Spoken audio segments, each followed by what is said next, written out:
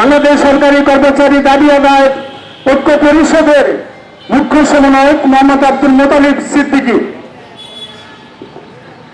বিসমিল্লাহির রহমানির রহিম। বাংলাদেশ সরকারি কর্মচারী পে কমিশন 2025 দাবি আদায় ঐক্য পরিষদ কর্তৃক টাঙ্গাইল কর্তৃক আয়োজিত প্রেস ক্লাবে উপস্থিত টাঙ্গাইল জেলার বিভিন্ন স্তরের 11 থেকে 20 গ্রেডের কর্মচারী ভাই বোনেরা, আসসালামু আলাইকুম। ভাইয়ের আমার, বোনের আমার, অত্যন্ত পরিতাপের বিষয়, প্রজাতন্ত্রের কর্মচারী আজ দেশ নির্বাচনের দিকে যাচ্ছে, নির্বাচনে ঢুকে গেছে। সেই সময়ে আমরা রাস্তায় নেমেছি। এটা রাষ্ট্রের জন্য লজ্জাস্কর। বর্তমান উপদেষ্টা পরিষদ তারা কোনো রাজনৈতিক দল নয়, তারা হয়তো এটা বুঝতে পারেন না। আমাদের জাতীয় নেতৃবৃন্দ 1971 সালে স্বাধীনতার ডাক দিয়েছিলেন, এই বাংলাদেশে কোনো বৈষম্য থাকবে না। সেই বাংলাদেশের কর্মচারী আজকে আমার ভাইয়েরা বলে আমরা নিম্নভুক্ত কর্মচারী নই, আমরা রাষ্ট্রের কর্মচারী, আমরা প্রজাতন্ত্রের কর্মচারী। আমরা কেন বলবো যে আমরা নিম্ন বেতনভুক্ত কর্মচারী?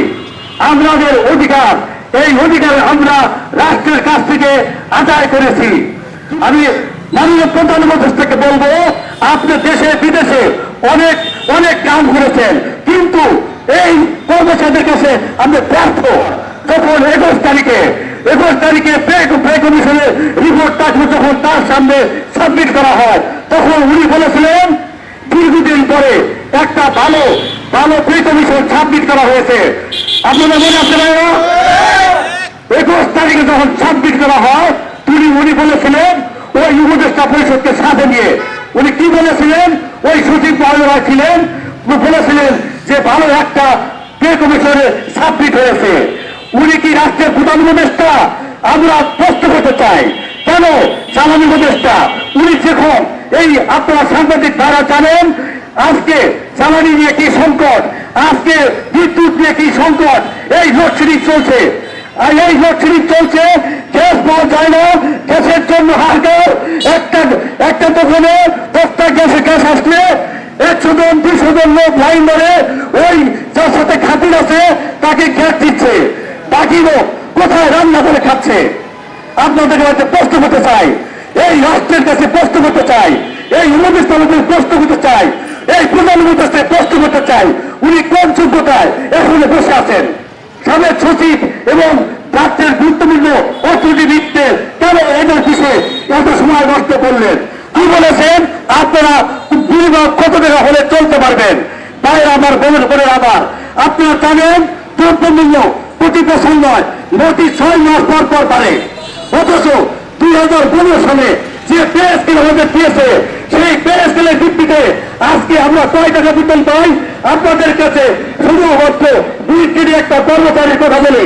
একজন 2 গ্রেডের কর্মচারী, ওই লোকটা যখন লেখাপড়া করেছে, ওই তার সংসার যখন লেখাপড়া করেছে, তার পিতা ওই গ্রামের যদি কৃষকের সন্তান হয়ে থাকে, অনেক কষ্ট করে তাকে লেখাপড়া করেছে। কোন চাকরির সন্তান হয়ে থাকলে অনেক কষ্ট করে তারে লেখাপড়া করেছে। সেই সন্তান যখন চাকরি দেয়, তখন তার বেতন হয় কত? শুরুতে মাত্র 15,000 টাকার বেতন হয়। 1,000 টাকার কোনো পয়সা বলা চায় কিনা? বলেন। আর বিদ্যুতের দাম কি, গ্যাসের দাম কি, অন্যান্য সবকিছুর দাম কি আপনারা ভালো করে জানেন। এই পে স্কেল যখন সরকারের কাছে সাবমিট করার আগে আপনাদের বিভিন্ন পর্যায়ের সাংবাদিক ভাইয়েরা, ব্যবসায়ী সংগঠনরা, বিভিন্ন পর্যায়ের যারা এই দেশের নীতি নির্ধারণী কাজ করেন, আমি তাদের সাহিত্যটা শুনেছি, আপনারাও শুনেছেন। ভাই আমার, বোনের আমার, কি বলেছে সরকারি কর্মচারীদের এই বর্তমান সময়ে পে স্কেল দিলে রুদ্রাস্তিত হবে। এই ভাইয়ের আমার, বোনের আমার, যখন পেঁয়াজের সিন্ডিকেট হয়, চিনির সিন্ডিকেট হয়, তেলের সিন্ডিকেট হয়, এই গ্যাসের সিন্ডিকেট চলছে। এই সিন্ডিকেটের বিরুদ্ধে আমরা সরকার থাকেন না কেন? রুদ্রাস্তিত হবে। কিন্তু ওই ইউনিভার্সিটি লেখাপড়া যখন না হয়, যখন প্রাইভেট টাকা যায়, ওই ঢাকা ইউনিভার্সিটি যখন ঢাকায় যখন একটা ছেলে মেয়ে লেখাপড়া করে, তার প্রাইভেট টাকা কে দেয়? আমাদের রাষ্ট্র ওটা ঠিক করে না কেন? ওই হাসপাতালে কেন চিকিৎসা হয় না? আমরা এই রাষ্ট্রের কাছে প্রশ্ন, তাদের ব্যাপারে আমরা সজাগ হন। এই রাষ্ট্রকে ঠিক করতে হবে, আর এই রাষ্ট্রের দুর্নীতি হতে দেওয়া যাবে না। আমি সরকারি কর্মচারী হিসাবে বলবো, আমি পরবর্তী যে সরকার আসবেন তাদের উদ্দেশ্যে বলবো, আমরা বলতেই থাকবো আমার চাকরি স্যার 19 পাস, আমরা রাজনীতি করবো না, কিন্তু তাদের উদ্দেশ্যে বলবো এই রাষ্ট্র এভাবে চলতে পারে না, আমাদের পরবর্তী জেনারেশন এভাবে থাকতে পারে না। আমরা নিরাপদ বাংলাদেশ চাই।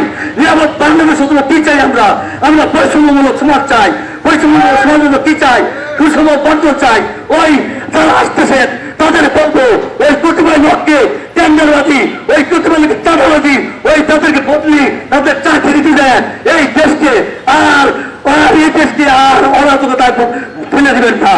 এই রাষ্ট্রকে আপনাদের বলবো, ওই যারা পলাইছে, যেগুলো পলাইছে, এইটা শুধু মনে রেখেন।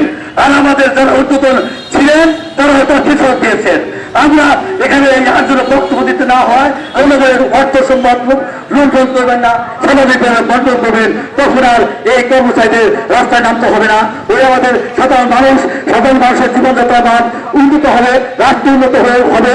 আর রাষ্ট্রকে পিছিয়ে নিয়ে আমরা যারা এক জায়গায় দুর্নীতি করে আর দুই জায়গায় দুর্নীতি শিকার হয়, এই দুর্নীতি এই দেশ থেকে বন্ধ করতে হবে।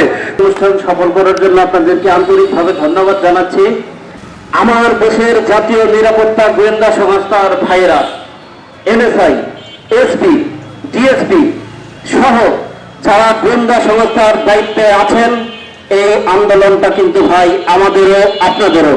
কাজেই বিগত সময়ে আমাদের এই আন্দোলনকে দমন করার জন্য হয়তো আগামী ফেব্রুয়ারির 1 তারিখ থেকে কঠোর কর্মসূচি আমাদের কেন্দ্রীয় নেতৃবৃন্দ প্রণয়ন করবেন।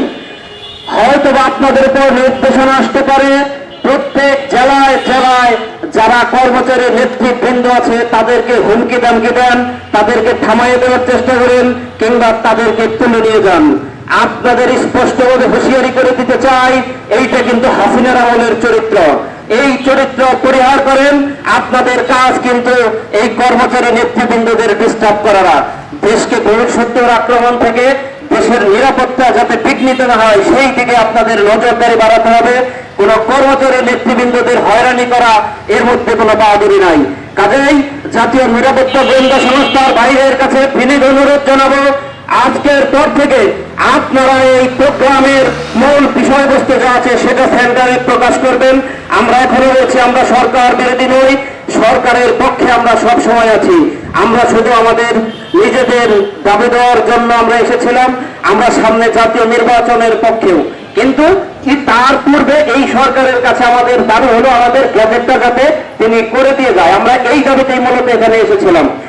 আজকের পর থেকে আমরা হয়তো আর এইভাবে রাস্তায় আসবো না। কেন্দ্রীয় নেতৃবৃন্দ আজকে বিকেল 3টার সময় ঢাকার কেন্দ্রীয় প্রেস ক্লাব থেকে আমাদের পরবর্তী কর্মসূচি প্রণয়ন করবেন। আপনাদের সকলকে সেই কর্মসূচি বাস্তবায়নের আহ্বান জানিয়ে আজকের প্রোগ্রাম সফল করার জন্য সকলকে আবারও আন্তরিক ধন্যবাদ।